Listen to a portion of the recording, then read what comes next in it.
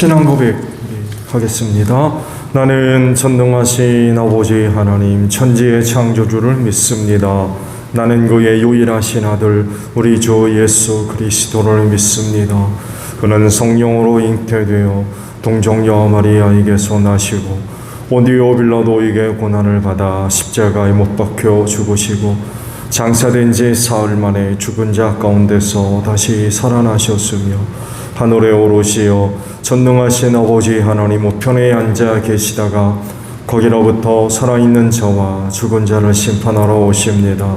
나는 성령을 믿으며 거룩한 공교회와 성도의 교제와 죄를 용서받는 것과 몸의 부활과 영생을 믿습니다.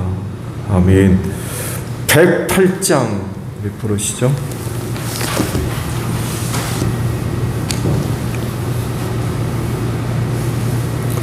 찬송가 108장입니다.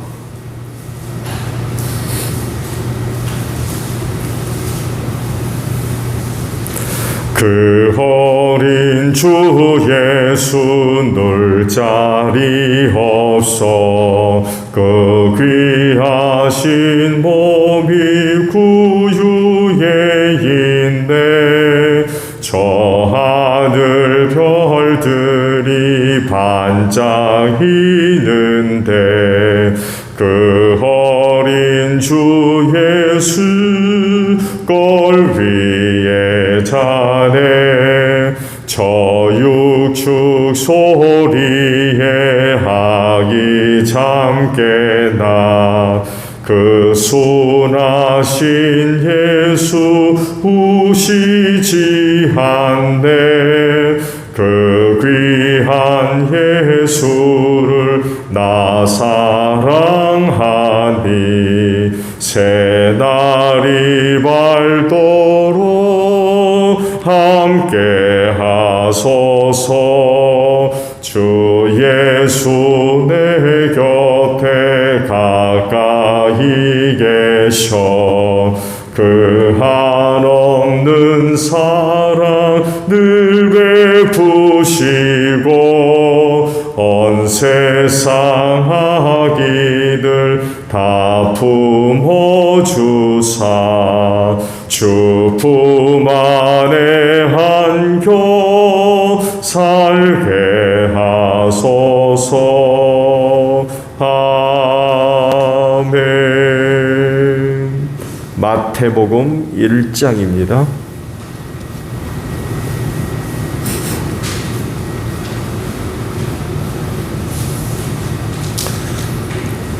마태복음 1장 18절에서 25절까지 봅니다. 예수 그리스도의 태어나심은 이러하다.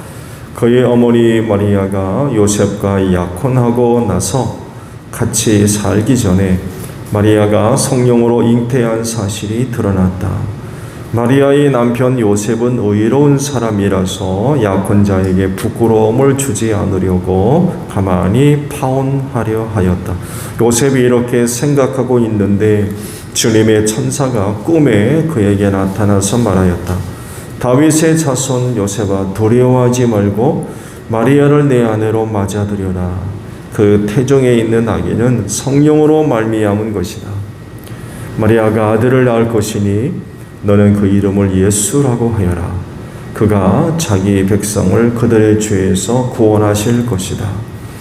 이 모든 일이 일어난 것은 주님께서 예언자를 시켜서 이루시기를 보아라, 동정녀가 잉태하여 아들을 낳을 것이니 그의 이름을 임마누엘이라고 할 것이다 하신 말씀을 이루려고 하신 것이다. 임마누엘은 번역하면 하나님이 우리와 함께 계시다는 뜻이다. 요셉은 잠에서 깨어 일어나서 주님의 천사가 말한 대로 마리아를 아내로 맞아들였다. 그러나 아들을 낳을 때까지는 아내와 잠자리를 같이 하지 않았다. 아들이 태어나니 요셉은 그 이름을 예수라고 하였다. 아멘. 오늘 아침은요, 두 곳에 있는 말씀을 봅니다. 22절과 23절에 있는 말씀을 보도록 합니다. 이 모든 일이 일어난 것은 주님께서 예언자를 시켜서 이루시기를 보아라, 동정녀가 잉태하여 아들을 낳을 것이니 그의 이름을 임마누엘이라고 할 것이다 하신 말씀을 이루려고 하신 것이다. 임마누엘은 번역하면 하나님이 우리와 함께 계시다는 뜻이다 라는 말씀입니다.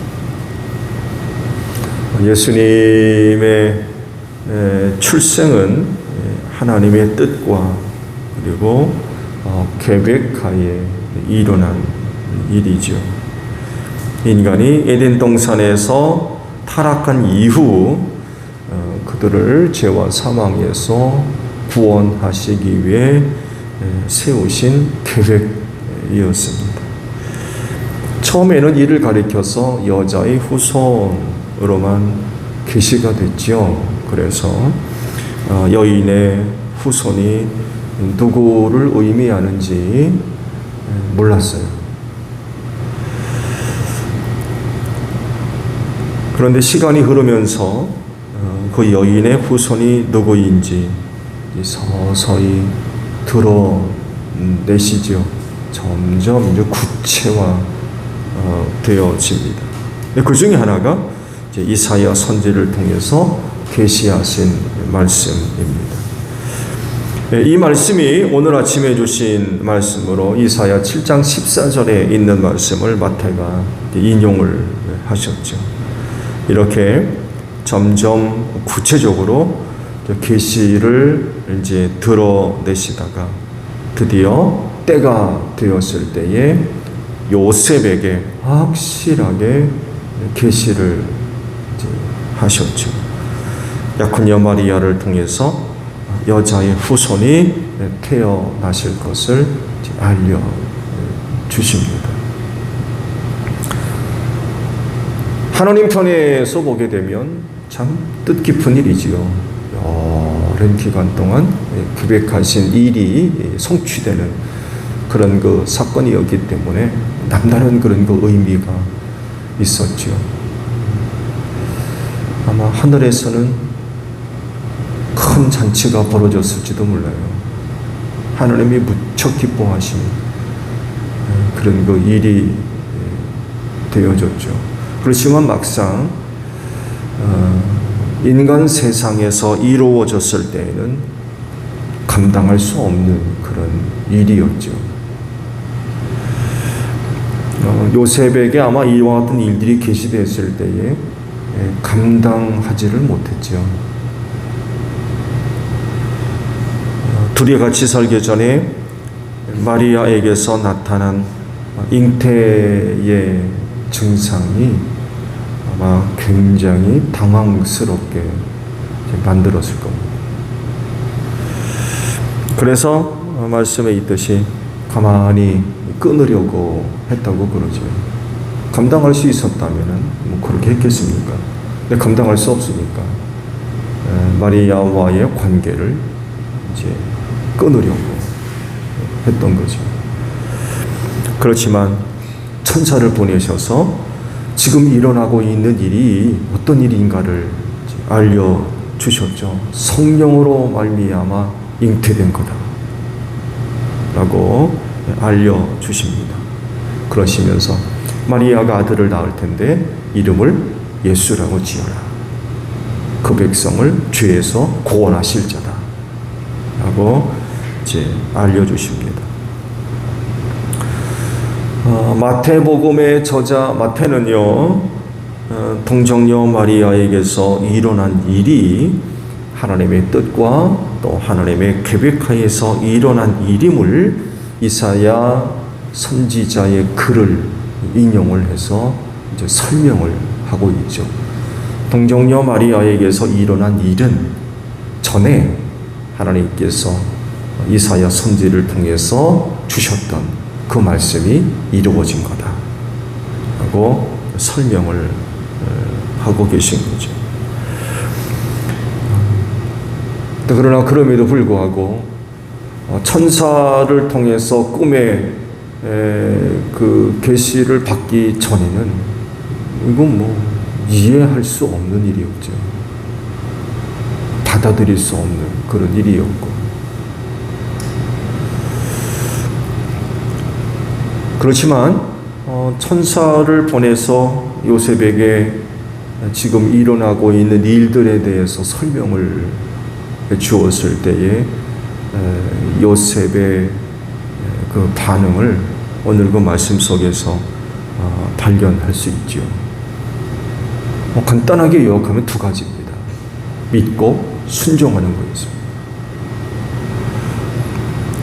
마리아가 잉태한 것이 이런 거다라고 알려주셨을 때에 의심하지 않습니다.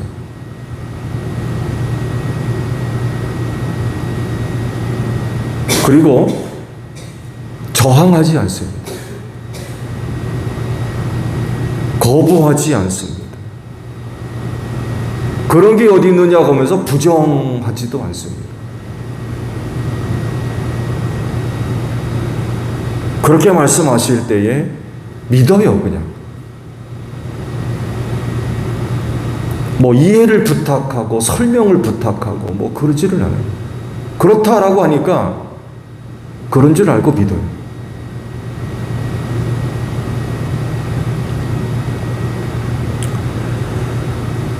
요셉이 이제 천사가 전해준 그런 그 말씀을 들었을 때에 아마 태어난 이후 처음 듣는 아마 그런 내용이었을 겁니다.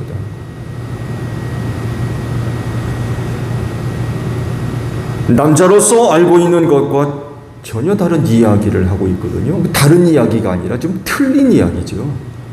천사가 지금 하고 있는 이야기는 틀린 이야기. 왜냐하면 그런 일은 없거든요. 왜냐하면 자연 법칙과 규칙을 따르는 게 아니거든요. 그건 어기는 거예요. 여인이 아이를 잉태하고 출산하는 것은 자연의 질서이고 규칙이죠. 불변의 규칙입니다. 그런데 성령으로 이루어진 것이라고 할 때에 과연 이게 믿을 수 있는 내용이냐?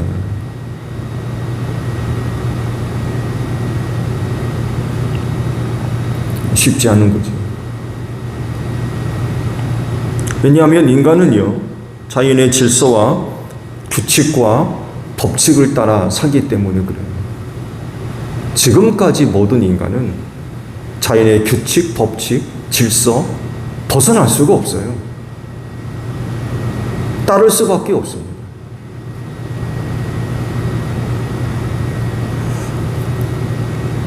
그런데 지금 자기에게 일어나고 있는 일들이 자연의 질서와 규칙을 따르지 않는, 일어날 수 없고, 그래서 이해하기 힘든, 인정하기 힘든 그런 일이거든요. 근데 요셉이 보인 그 반응을 보게 되면 믿습니다.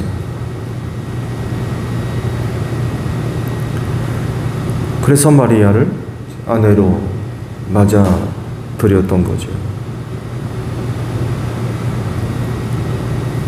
그리고 이후로도 요셉이 보인 그 태도를 보게 되면 단순히 마리아를 아내로 맞아들이는 데서 그치지 않고 자기에게 천사가 일러준 그 말씀이 이루어질 때까지 지켜줍니다. 마리아를. 그러니까 말씀이 온전히 이루어지는 데 있어서 자신이 회방을 하거나 간섭하는 일이 일어나지 않도록 마리아를 지켜주고 하나님의 말씀 앞에 자신도 스스로 지킵니다.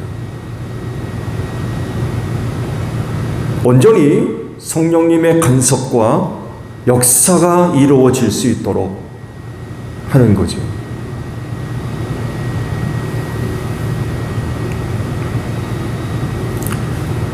성탄을 맞이하는 이런 요셉의 모습은 오늘날 성탄을 앞두고 있는 모든 성도들에게도 귀한 본을 보여줍니다. 이건 다른 것이 아니라 믿음과 순종입니다. 꼭 이런 일만이 아니라 모든 일에 있어서 하나님이 하시는 일에 대해 그리스도인은 믿음과 순종으로 응답되어야 됩니다. 인간이 알고 있는 지식과 경험을 가지고 하나님이 하시는 일을 판단하거나 결정하지 말자는 거죠. 그리고 인간은 자연의 질서와 법칙이라고 하는 거대한 진리와 질서 안에서 생활할 수밖에 없는데, 그렇다고 해서 이런 것들을 또한 근거로 해서 하나님이 하시는 일을 판단하는 그런 것도 있어서는 안 된다는 거죠.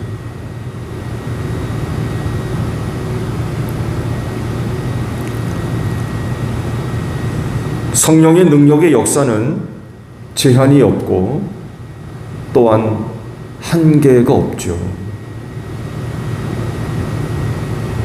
그렇기 때문에 그리스도인은 하나님이 하시는 일들을 믿음으로 보고 들으며 또 믿음으로 또 결정을 하고 행동하며 순종하는 그런 그 모습들이 있어야 됩니다. 이런 모습은 요셉에게만 필요한 게 아니라 오늘 하나님을 섬기며 하나님의 뜻을 성취해가는 모든 그리스도인들에게 시대를 초월해서 항상 요구되고 있는 그런 모습들이에요. 하나님의 능력의 역사가 그때만 있나요? 여전히 지금도 하나님의 능력의 역사가 이 세상 속에 나타나고 또 그렇게 하면서 하나님의 뜻을 실현해 가고 계시는 줄로 믿습니다. 그렇다고 하면 하나님이 하시는 이 일에 관하여서 믿음으로 순종하고 반응하는 이런 모습들이 여전히 지금도 필요로 하고 있다는 것입니다. 그렇게 할 때에 하나님이 하시는 이 일을 통하여서 우리가 은혜를 얻게 될 줄로 믿습니다. 성탄을 앞두고 여러분의 믿음을 또 새롭게 또 세워갈 수 있는 여러분들이 되시기를 바랍니다. 주기도문합니다. 하늘에 계신 우리 아버지, 아버지의 이름을 거룩하게 하시며 아버지의 나라가 오게 하시며 아버지의 뜻이 하늘에서와 같이 땅에서도 이루어지게 하소서. 오늘 우리에게 일용할 양식을 주시고 우리가 우리에게 잘못한 사람을 용서하여 준 것 같이 우리 죄를 용서하여 주시고 우리를 시험에 빠지지 않게 하시고 악에서 구하소서. 나라와 권능과 영광이 영원히 아버지의 것입니다. 아멘. 기도하겠습니다.